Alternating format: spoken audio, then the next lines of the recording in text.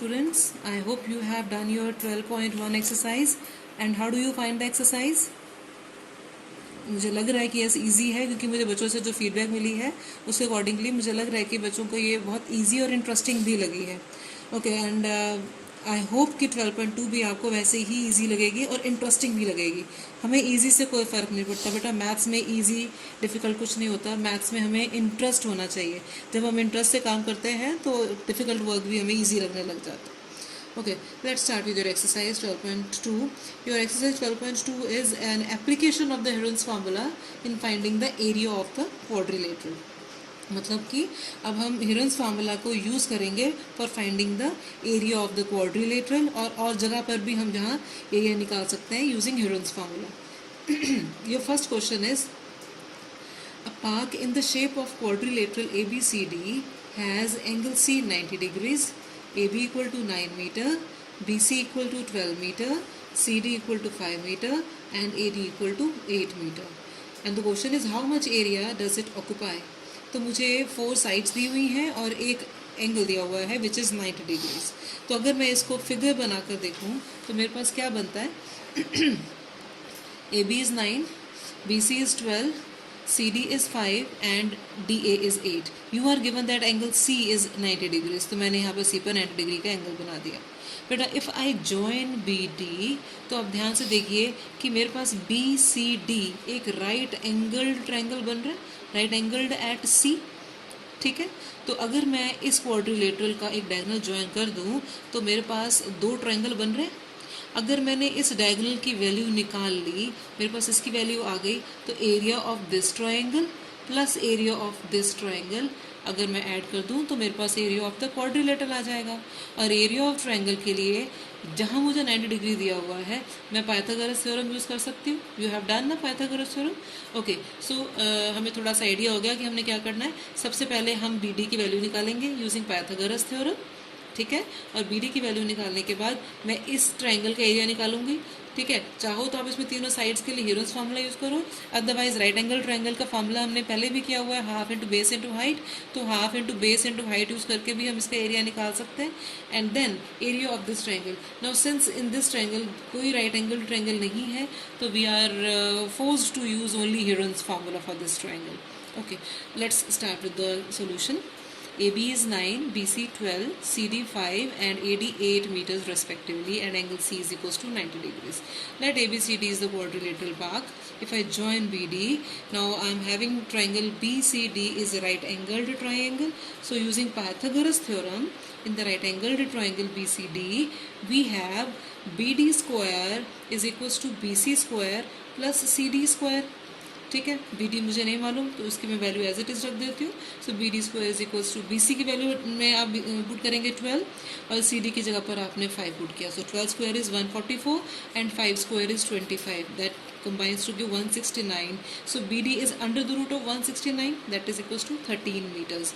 Right, तो BD की value मेरे पास आ चुकी है अब 13 मीटर्स. ये मैंने कैलकुलेट कर ली. Right, now area of the triangle BCD क्या होगा? It will be half into base into height, that is half into 5 into 12, that is 30 meter square. Now area of BCD हमने निकाल लिया. अब है area of ABD. Area of triangle ABD कितना होगा बेटा? AB is 9, BD is 13, AD is 8. So this gives me semi perimeter कितना हो जाएगा? 9 plus 13 plus 8 upon 2, that is 30 upon 2, that is 15. ठीक है, ऐसे मैं S minus A, S minus B, S minus C निकाल लूँ. S माइनस A कितना आ गया? 15 minus 9 that is 6. S minus B is 15 minus 13 equal to 2. S minus C is 15 minus A that is 7. Okay जी, अब मेरे पास A, B, C, S सब आ चुके हैं. So I am ready to apply the Heron's formula for triangle ABD, and this is S minus A, S minus B, S minus C. Putting the value, I got 15 multiplied by 6 multiplied by 2 multiplied by 7. That combines to give 1260. That is 35.5. बेटा ये square root आप खुद solve करेंगे. आपने ये अपनी previous class में square root निकालना सीखा हुआ है. ठीक है, आप ये स्क्वायर रूट निकालेंगे and it is coming as 35.5 metre square. I hope it is clear. Okay. Okay, so the area of triangle ABD is 35.5 meter square. So the total area is this 30 meter square plus 35.5 meter square, which is equals to 65.5 meter square approximately. Right. Okay, but the second question is similar to this question, and that you will be trying yourself. Moving to your third question. Yes, but it is a little bit lengthy question, so just be prepared. इसमें आपने बहुत सारे geometrical figures जो हैं उनको combine करके उनका total area निकालना है. ओके, देखिए ये क्वेश्चन है क्या. Question is Radha made a picture of an aeroplane with colored paper as shown in the figure. हाँ जी, यस, राधा ने एक colored paper से एक एरोप्लेन बनाया है. ठीक है. Now you have to find the total area of the paper used. हमें निकालना है कि इस पेपर एरोप्लेन बनाने को के लिए जो पेपर यूज हुआ उसका टोटल एरिया कितना है. ओके बेटा जी, ये डायमेंशंस मैंने यहाँ पे फिगर बनाया है. ठीक है, और उसको हमने डिफरेंट पार्ट्स में डिवाइड कर दिया. देखिए, जो ये कोनिकल पार्ट है इसको मैंने दिया है figure number 1. This rectangular part is figure number 2. This ये क्या है, ट्रेपीजियम है. This is your figure number 3 and figure number 4 and 5 they both are right angled triangle. ठीक है, और दोनों के डायमेंशंस भी सेम हैं. देखिए, अब मुझे दिया है दिस इज 5, ये 5 है और ये भी 5. तो फर्स्ट जो फिगर है, the area of this region, it is an isosceles triangle. 2 sides are equal. बेटा यहाँ लिखा नहीं हुआ बुक में भी, बट इट इज़ 5. ठीक है, तो ये एक आइसोसेलेस ट्रायंगल हो गया. अब मैं क्या करूँगी, this is 5 and this is 1 centimetres. I can use Heron's formula to find the area of this region. For second region, area of rectangle I can apply. Now area of trapezium, बेटा इसके लिए हमें निकालना होगा. I will explain कैसे करना है इसमें. और फोर्थ और फिफ्थ में तो हम half into base into height लगाएंगे तो हमारे पास एरिया आ जाएगा. ठीक है, और फिर एंड में हम इन सबको अगर ऐड कर दे, we will get the area of this complete figure. Okay, let's start. Now area of the first region is A is 5, B is 5 and C is 1. So semi perimeter कितना हो जाएगा, it will be A plus B plus C upon 2, that is 5 plus 5 plus 1 upon 2, that is 11 upon 2 which is 5.5. ठीक है, चाहो तो 11 upon 2 रहने दीजिए, चाहे 5.5, इट्स योर चॉइस. अब मेरे पास सेमी पेरीमीटर आ चुका है और तीनों साइड्स भी हैं A B C.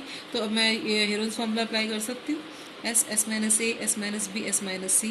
This is 5.5. 5.5 minus 5, 5.5 minus 5 into 5.5 minus 1. ठीक है, ये सारे अंडर रूट में रखने हैं आपने. और अब आपके पास सॉल्व करने के बाद क्या आया, 5.5 multiply by 0.5 multiply by 0.5 multiply by 4.5. अगर मैं इसका डेसिमल पार्ट हटा दूँ तो I am having 55/10 multiply by 5/10 multiply by 5/10 multiply by 45/10. अब बेटा अगर आप इसके फैक्टर्स बनाओगे, ये जो डिनोमिनेटर में दिए हुए हैं 10 एंड 10, ये बाहर आकर 1/100 हो गया. ऊपर अगर आप फैक्टर्स बनाते हो, ये क्या बन गया, 5 into 11 into 5 into 5 into 3 into 3 into 5. ठीक है, ये बना दिए मैंने फैक्टर्स. अब जिनके पेयर बन रहे थे वो पेयर्स मैंने बाहर निकाल दिए. एंड आई थिंक कि एक 11 है जिसका कोई पेयर नहीं बना, बाकी सबके पेयर बन रहे हैं. 1 2 3 4, 5 जो है हमारे वो 4 टाइम्स आ रहे हैं, तो बाहर आके 2 टाइम्स बन गया. ऐसे ही 3 है, 3 का एक पेयर बना, ये भी बाहर आ रहा है आपके पास. So 5 into 5 into 3 root 11, that gives 3 root 11 upon 4. ठीक है, और उसको मैं रूट 11 की वैल्यू निकालूंगी अगर, तो I will get the value 2.48 centimetre square, जिसको आप 2.5 अप टू 1 डेसिमल प्लेस लिखोगे तो 2.5 सेंटीमीटर स्क्वायर. अब मेरे पास एरिया ऑफ फर्स्ट रीजन आ चुका है. Now is area of second region. Rectangular region है तो एरिया ऑफ रेक्टेंगल निकालना, length into breadth, that is 6.5 into 1. ठीक है, इसमें क्या दिया हुआ था, देखिए length is 6.5 and breadth is 1, तो 6.5 into 1 that is 6.5. Now area of third region. Yes, now just see here attentively. आपके पास जो ट्रेपीजियम रीजन दिया हुआ था उसमें आपके पास क्या है, AB इज 1 और DC कितना दिया हुआ था, 2. आप क्या करेंगे, मुझे एरिया ऑफ ट्रेपीजियम क्या होता है, half into sum of parallel sides into height. ठीक है, अब मेरे पास पैरेलल साइड्स की वैल्यू तो दी है बट मुझे हाइट तो दी नहीं हुई. तो लेट अस सी कि एक ट्रेपीजियम की हाइट हम कैसे निकालते हैं. एरिया ऑफ ट्रायंगल BEC, मैंने इसके लिए क्या करना है,